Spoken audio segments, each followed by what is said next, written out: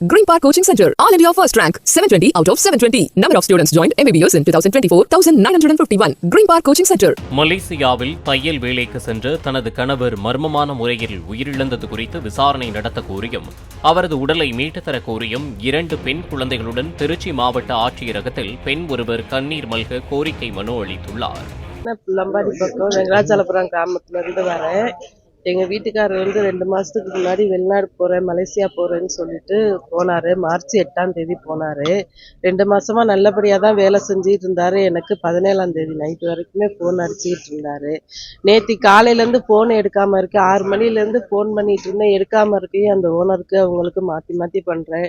அவங்களும் எடுக்காம மதியத்துக்கு மேலதான் போன் எடுத்து அவருக்கு உடம்பு சரியில்லை, எங்க கடைக்கு போன இடத்துல உடம்பு சரியில்லாம போயிருச்சு, அவருக்கு பிக்ஸ் வந்துருச்சு, அதனால ஆஸ்பத்திரியில கொண்டு போய் கடைக்காரவங்க சேர்த்திருக்காங்க சொல்லி சொன்னாங்க. அதுக்கப்புறமா என்ன இப்படி சொல்றீங்க, அப்படிலாம் இல்லையே, சாப்பாடு வாங்கிட்டு நான் கடைக்குள்ள போறேன், நான் சாப்பிட்டுட்டு பேசுறேன், போனை கட் பண்ணுன்னு சொன்னாரு என்கிட்ட. இப்படிலாம் ஆகிறதுக்கு வாய்ப்பே இல்லைன்னு சொல்றேன். நாங்க இருங்க ஹாஸ்பிட்டல் போய் பேசுறோம்னு சொல்லிட்டு அங்க போயிட்டு முடிஞ்சிருச்சுன்னு சொல்றாங்க அப்படின்ட்டு வேற ஒருத்தர் தாங்க சொன்னாரு. அந்த அம்மா மாத்தி மாத்தி பேசுறாங்க. கூட ஒரு கட்டிங் மாஸ்டர் இருந்தாரு. அவருக்கு போன் அடிச்சோம்னா நான் நேற்றுக்கு அங்கேயே இல்லைங்கக்கா, நான் வேற இடத்துக்கு போயிட்டேன்னு சொல்லி சொல்றாரு. ஆனா அவருக்கும் சேர்த்தா எங்க வீட்டுக்காரர் சாப்பாடு வாங்கிட்டு போறேன்னு சொல்லி சொன்னாருங்க. என்ன நடந்திருக்கு என்னன்றதே என்னால கண்டுபிடிக்க முடியல. மாத்தி மாத்தி சொல்லிட்டு இருக்காங்க. டெய்லர் வேலைக்கு போனாரு. புள்ளம்பாடியில கடை வச்சிருந்தோம், டெய்லர் கடை வச்சிருந்தாங்க. வேலை இல்லாம இருக்க இவங்க அந்த ஓனர் வந்து 2 வருஷத்துக்கு முன்னாடி வந்திருந்தாங்க அவங்க தெரிஞ்சவங்க வீட்டுக்கு. வந்திருந்தாலும் எங்க வீட்டுக்காரர் ஏதாவது வேலை இருந்தா சொல்லுங்க, இங்க எல்லாம் வேலை இல்லாம இருக்கு, நாங்க அங்க வரோம் அப்படின்னு சொல்லியிருந்தாரு. அதுல இருந்து அவங்க வந்து கான்டாக்ட்ல இருந்துட்டு இருந்தாங்க. அடிக்கடி போன் அடிப்பாங்க, வாங்க பாலா, நாங்களும் போன் அடிப்போம், என்ன மேடம் வேலை எப்படி இருக்கு என்னன்னு எங்க வீட்டுக்காரரும் பேசுவாரு. நான் வரேன்னு சொல்லிட்டு கடைசியில இப்ப போனாருங்க சார். மார்ச் 8ஆம் தேதி போனாரு. போயிட்டு கடைசியில இப்ப என்னன்னா இப்படி சொல்றாங்க, இறந்து போயிட்டாரு, அவருக்கு ஸ்ட்ரோக் வந்துருச்சுங்கிறாங்க. கடைசியில ரிப்போர்ட்ல வந்து ஹார்ட் அட்டாக்னு சொல்றாங்க. அவரை மீட்டு கொண்டுட்டு வரணுங்க சார். அதுக்காக தான் நான் மனு கொடுக்கறதுக்கு வந்திருக்கேன். சொல்லியிருக்காங்க அவங்களாம். நீங்க மனு எல்லாம் எழுதி வாங்கிட்டு எனக்கு போன் பண்ணி எல்லா விவரமே கேட்டாங்க, நான் எல்லாமே சொல்லியிருக்கேன். அதுக்கப்புறம் வந்து நீங்க அங்க போய் கலெக்டர் ஆஃபீஸ்லயும் மனு கொடுத்துட்டு நீங்க ஏற்பாடு பண்ணலாம் அப்படின்னு சொல்லுங்க சார். சந்தேகம் இருக்குங்க. கூட இந்த கட்டிங் மாஸ்டர் இவங்க எல்லாமே சேர்ந்து இப்ப இன்னைக்கு வந்து நான் கம்ப்ளைண்ட் கொடுப்பேன்னு சொன்னதுக்கு அப்புறம் இன்னைக்கு வந்து அந்த கட்டிங் மாஸ்டர் பேசுறாரு. நேற்று வரைக்கும் வாட்ஸ்அப்லாம் பிளாக் பண்ணி வச்சுட்டாரு. இன்னைக்கு வந்து அந்த ஓனர் அம்மா போன் போட்டு அவங்கள பேச சொல்லி இப்ப நாங்க வந்துகிட்டு இருக்கும்போது, இங்க மனு கொடுக்க வந்துகிட்டு இருக்கும்போது இப்ப பேசுறாங்க. என்னன்னா அவருக்கு வந்து கடையில நைட்டு சாப்பிட்டுட்டு தூங்குனாரு, அவர் ஹால்ல தூங்குனாரு, நான் உள்ள ரூம்ல தூங்குனேன். விடிய காலையில ரெஸ்ட் ரூம் போறதுக்கு நான் எந்திரிச்சு வந்தபோது ஏதோ சவுண்டு கேட்ட மாதிரி இருக்குன்னு நான் பார்த்தம்போது அவருக்கு பிக்ஸ் வந்துருச்சு, கை கால் இழுத்துருச்சு, வாயில நுர தள்ளிருச்சு. நான் தான் தொடச்சிட்டு வாயெல்லாம் தொடச்சி விட்டு ஓனருக்கு போன் பண்ணி அந்த அம்மா வந்துட்டாங்க, நாங்க ஒரு 10-20 நிமிஷத்துக்குள்ளார கொண்டு போய் ஆஸ்பத்திரியில சேர்த்துட்டோம், இதுதான் நடந்தது, நேத்திக்கு நான் இதை சொல்லாதுக்கு என்னை மன்னிச்சுக்கங்க அப்படின்னு சொல்றாரு அவரு. அவர் கட்டிங் மாஸ்டர் பேர் என்ன, ஓனர் பேர் என்ன? ஓனர் பேரு ஜெயினிலா, கட்டிங் மாஸ்டர் பேரு முருகன். அவர் என்ன ஒரு கட்டிங் மாஸ்டர்? அவர் திருவண்ணாமலைன்னு சொல்லியிருக்கிறாரு. அரசு முருகன் அப்படின்னு தான் பேர் வரும். ஒரு தடவை இவர் ரீசார்ஜ் இல்லைன்னு சொல்லிட்டு அவரோட போன்ல இருந்து பண்ணியிருந்ததுனால அந்த நம்பர் இருந்தது.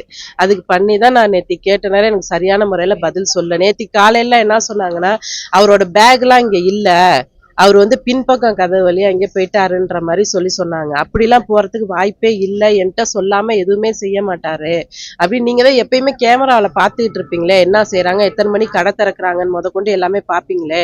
அங்க வேலை செஞ்சுட்டு இருக்கையில போன் பண்ணாக்க கூட, நான் பண்ணனா கூட எடுக்க மாட்டாரு. ஏன்னா அவங்க பார்த்துக்கிட்டு இருக்காங்க, திட்டுவாங்கன்ட்டு எடுக்க மாட்டாரு. காலையில நைட்டு மட்டும்தான் பேசுவாங்க. அப்படி இருக்கையில நீங்க எப்படி பார்க்காம இருந்தீங்கன்னா, நீங்க என்ன என்கிட்ட போலீஸ் மாதிரி கொஸ்டின் கேட்கறீங்க அப்படின்னு சொல்லிட்டு போனை கட் பண்ணிட்டாங்க. இன்னைக்கு அவரு மேலே சந்தேகம் இருக்கு. அங்க இருந்து ஒரு போலீஸ்காரர் ஜார்ஜ்னு ஒருத்தர் பேசினாரு. எனக்கு அவர்கிட்ட நடந்தவர் எல்லாமே சொன்னேன். எங்க வீட்டுக்காரர் அவர்கிட்ட கம்ப்ளைண்ட் பண்ணிருக்கிறாரு, எனக்கு பாஸ்போர்ட் வாங்கி கொடுத்துருங்க அவங்கள்ட்ட இருந்து, நான் ஊருக்கு போகணும்னு சொல்லி கேட்டிருக்காரு. ஆனா அவங்க வந்து கொடுக்கல, பாஸ்போர்ட்டை கொடுக்கல. இன்னைக்கு அந்த போலீஸ்கார்ட்ட வந்து அவர் பாஸ்போர்ட் என்கிட்ட இல்லைன்னு சொல்லியிருக்காங்க. இப்ப நான் கேட்கறதுக்கு என்கிட்ட தான் இருக்குங்கிறாங்க. மாத்தி மாத்தி சொல்லிட்டு இருக்காங்க சார். உங்க வீட்டுக்காரர் இப்ப 2 மாசமா சம்பளம் அனுப்புனாரா வீட்டுக்கு? சம்பளம்லாம் அனுப்பலங்க சார். ஃபர்ஸ்ட் போனது ஒரு கடை. அங்க இருந்து அங்க ஏதோ பிடிக்கல வேலை, அவருக்கும் அந்த இன்னொருத்தருக்கும் அந்த ஓனருக்கும் இன்னொருத்தருக்கும் பிரச்சனைங்கிறனால இவரை வேற பக்கம் கடைக்கு மாத்தி நான் அங்க போல, நான் இவங்கள்ட்ட நான் போய்க்கிறேன்னு சொல்லிட்டு இவங்கள்ட்ட போனார். அப்ப வந்து ஒரு 10,300 ரூபாய் மட்டும்தான் பணம் போட்டிருக்காரு இது வரைக்கும். இவங்கள்ட்ட போய் இப்போ வந்து போன மாசம் 25ஆம் தேதி போனாரு. அங்க போனதுல இருந்து இப்போ வரைக்கும் வந்து 1100 வெள்ளிக்கு வேலை செஞ்சிருக்கேன். எனக்கு சம்பளம் கணக்கு பண்ணி கொடுத்தாங்க.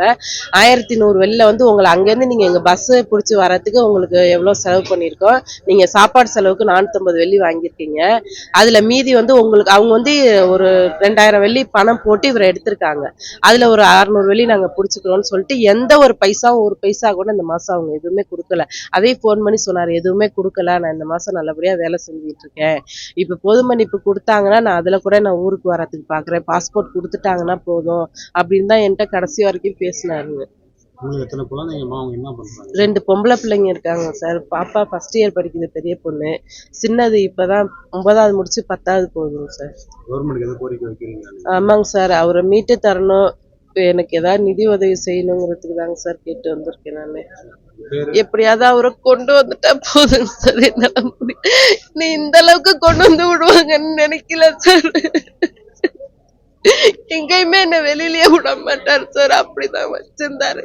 போக வேணான்னு தான் சார் சொன்னேன் நானு. நான் 2 வருஷம் மட்டும் இருந்துட்டு வந்துடுறேன், பாப்பா படிச்சு முடிக்கிற வரைக்கும் மட்டும் இருந்துட்டு வந்துடுறேன்னு சொல்லிதான் சார் போனாரு.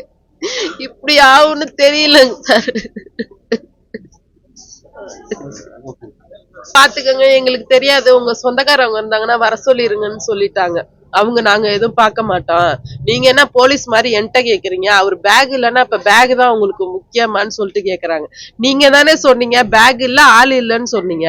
அப்புறம் கடை தெருவுக்கு போன இடத்துல பிக்ஸ் வந்துருச்சு. நீங்க இப்ப இன்னைக்கு வந்து இப்படி சொல்றீங்கன்னு கேக்குறதுக்கு போனை கட் பண்ணிட்டாங்க. மாத்தி மாத்தி கேட்டுட்டு இருக்கையும் கரெக்டான முறையில அவங்க கேள்வி கேக்குறாங்களேன்னு அவங்க போனை கட் பண்ணிட்டாங்க. இன்னைக்கு நான் போய் கம்ப்ளைண்ட் கொடுப்பேன்னு தான் சொல்லியிருக்கேன். அவர் மேலேயும் கட்டிங் மாஸ்டர் மேலேயும் கொடுப்பேன், உங்க மேலேயும் கொடுப்பேன்னு தான் சொல்லிட்டு தான் வந்தேன். அதுக்கப்புறம் தான் போன் அடிச்சு இங்க ரூம்ல இருக்கும்போது தான் அப்படி நடந்தது அப்படின்னு சொல்றாங்க. என் பேர் சாந்திங்க. Green Park Coaching Center, All India First Rank, 720 out of 720. Number of students joined MBBS in 2024, 1951. Green Park Coaching Center. Play store மற்றும் ஆப் ஸ்டோரில் இருந்து பாலிமர் செயலியை QR கோடு மூலம் பதிவிறக்கம் செய்யுங்கள். செய்திகளை உடனுக்குடன் பெறுங்கள்.